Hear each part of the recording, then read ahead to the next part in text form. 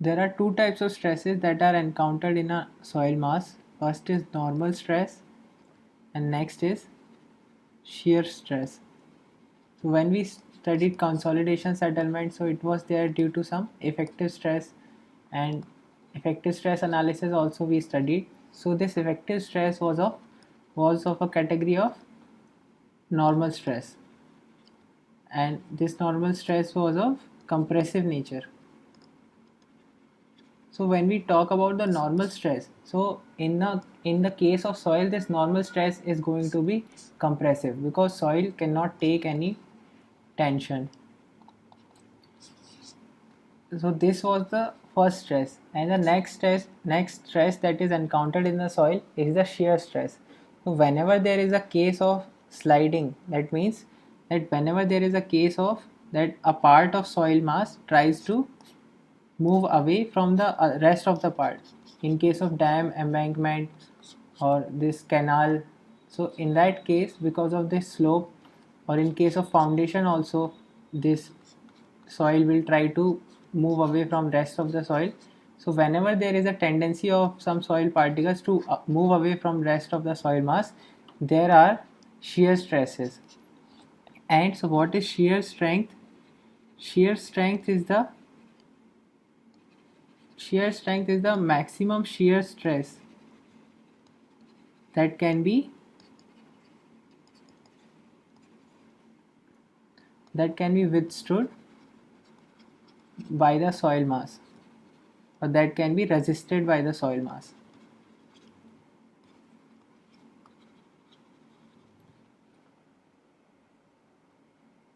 And in soil, so we studied these normal stresses. So this soil does not fail by this compressive stress. It means that compression means what? Crushing of particle. So before this crushing can ever happen, the soil will fail due to shear stress. So in soil, the failure is always due to shear stress. That means shear failure will occur in the case of soil. So the next is how the soil resists the shear stress. So that is mechanism of shear resistance. It can be understood with the block and this surface analogy. If this is a block and this surface is having a friction coefficient mu, and from here we apply some force P, and from the top there is a force N. So if this force P is sufficient to just move the block, then in that case P is equal to mu N, that we know from our basic understanding of friction, what we studied in school. So P is equal to mu N. So here P is similar to the shear stress, or because it is force, so we can say shear force. So what is it proportional to? It is proportional to the friction coefficient, and it is proportional to the normal force. It means that if this friction coefficient is more, then more shear force will be required to move this block, and on the other hand, if this normal force is more, then also more shear force will be required.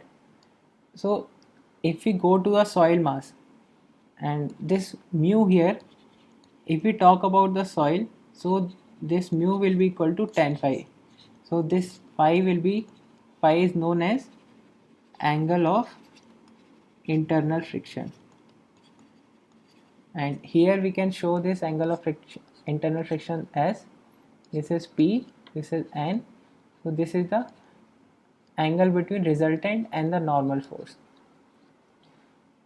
So this angle is called as angle of internal friction in case of soil. So if we talk about the soil, so here we saw this is a block and this is the surface, but in case of soil there will be particles and there will be contact forces between the particles, and there is not a single block, there are a lot of particles. So when there is this N force, so this is not a single N, there are many particles, so these forces will also be high in number. So we can say that in case of soil mass, if shear strength or more shear is resisted, more shear stress is resisted when the contact force is more. So when this n, if this is more, then these particles will be in contact with each other. So because of that, more shear can be resisted. And the next is more number of particles in contact with each other. So if more particles are in contact, that means so this force will also be increased, and because of that more shear can be resisted. So in case of soil, this is not just the angle of internal friction, it is also about the interlocking. Because why interlocking? Because this surface which is there between the particles, it will not be a linear surface. So these particles will interlock with each other, and if the shear failure has to occur, so for that this interlocking has to break. This interlocking is more prevalent in case of dense sands, because in case of dense sand, angle of internal friction is more. So this is one way by which the soil resists the shear stress. That is the whatever we saw is the frictional resistance. But in case of clayey soils, as I said in when I talked about the clay water relationship, so in case of clayey soils, there is some attractive force between these clay particles, and that we call as cohesion. So even when this normal force which is there in case of frictional resistance, even when this normal force is zero, shear strength will not be zero, because there is this cohesion. So shear strength will be equal to the cohesion. More about it we'll see in the further lectures. So these are the two things by which the soil resists the shear stresses, that is frictional resistance and cohesion. So having understood this, the mechanism of shear resistance, there are two questions that we want to answer. That is, what is the stress at failure? That means what is the shear stress at failure, and what plane it is going to occur.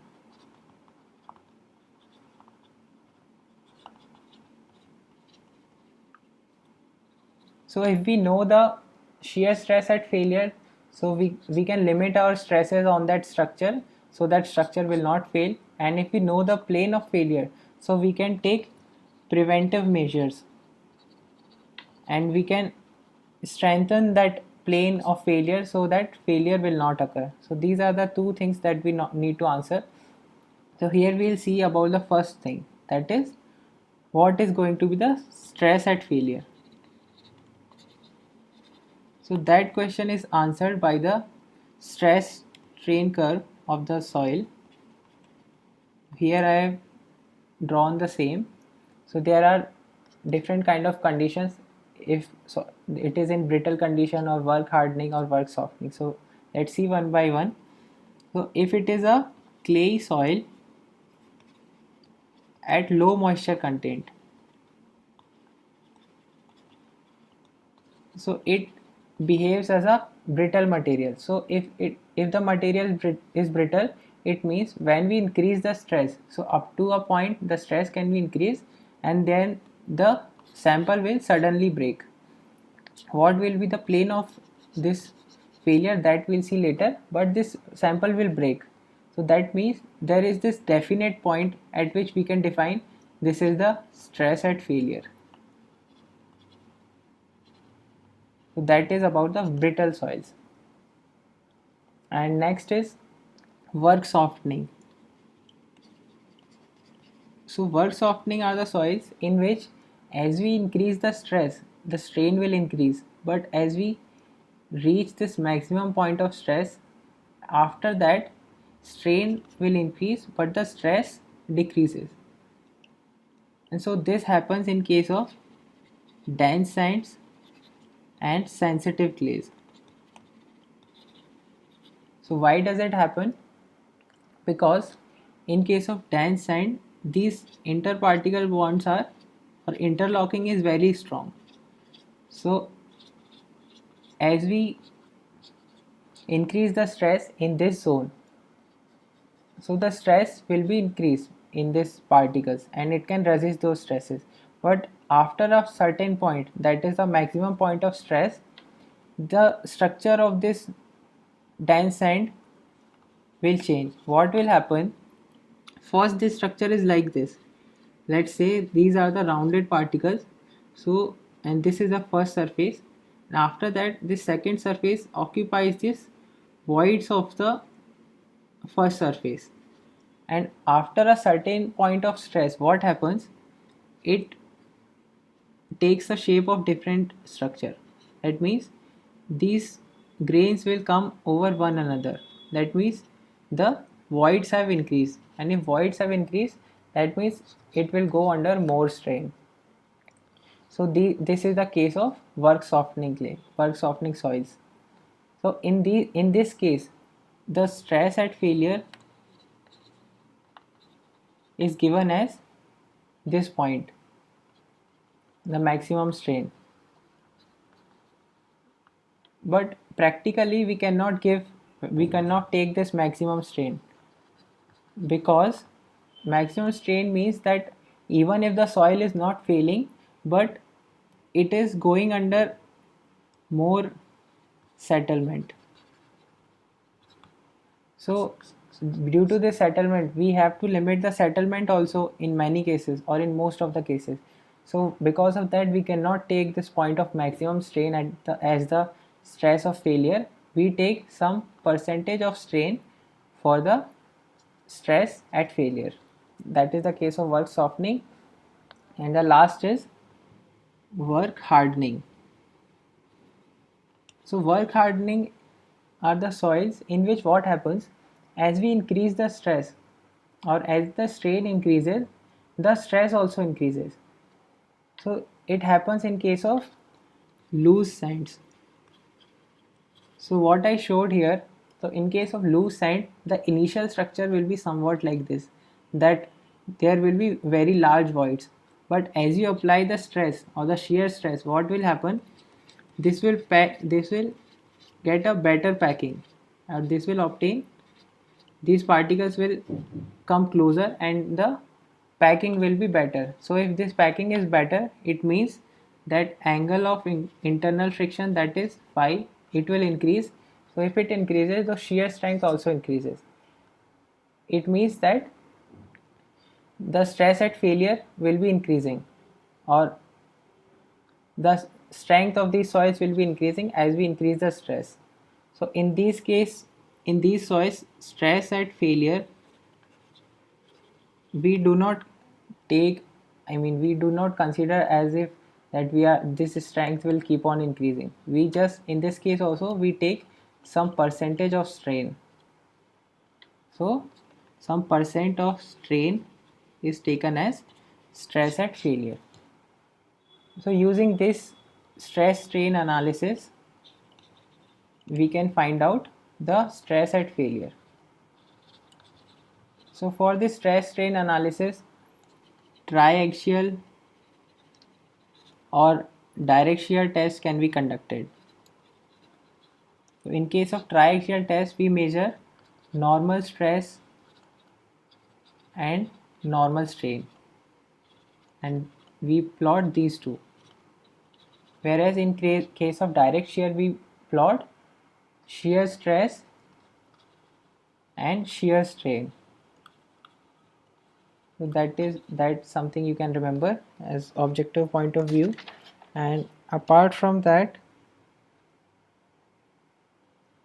so that's it for this one. So this way we can find out the stress at failure. Next question that we want to answer is the failure plane, and that we are gonna see in the next one. Thank you.